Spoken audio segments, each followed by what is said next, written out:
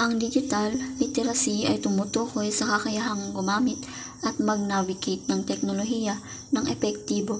Kabilang dito ang pag-unawa kung paano maghanap, magsuri at makipag-usap ng impormasyon online.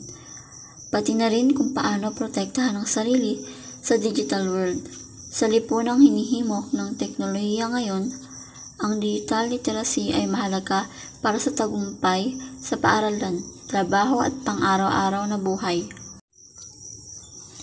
Nakakatulong ang teknolohiya sa pag-aaral ng mga estudyante sa pamamagitan ng pagbibigay ng mas maraming access sa impormasyon at edukasyonal na mga pangangailangan, pagpapadali sa komunikasyon at pakikipagtulungan sa kanilang mga kasamahan at guro, at pagbibigay ng mga interactive at pakikipag-ugnayan sa paraan ng pag-aaral.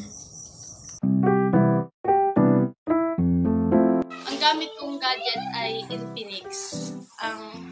Ang gadget ay ginagamit ko ito para ma-chat ko yung nasa malayong lugar, para malaman mo yung mga information ng iba. Yung gadget ay nakakatulong din minsan sa pag-aaral, ganun, kasi ginagamit rin natin ito sa pagkukuha ng litrato.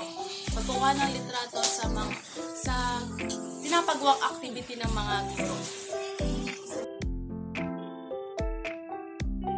Sa kasalukuyang panahon ngayon, maraming gawain ang maisasagawa sa tulong ng makabagong teknolohiya ngayon, partikular na lamang sa computer at internet na siyang gagabay sa bawat guro upang maituro ng maayos ang kanilang takdang aralin na ibinigay sa bawat estudyante.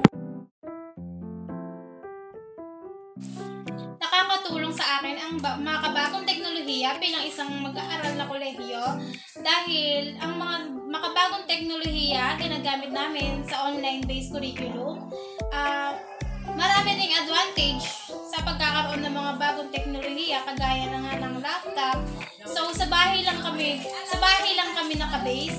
Kahit nag-aalaga ako ng anak, nakakapag-aral pa rin ako. Kahit mayroong trabaho, kaya ko pa rin pagsabayin ang pag-aaral.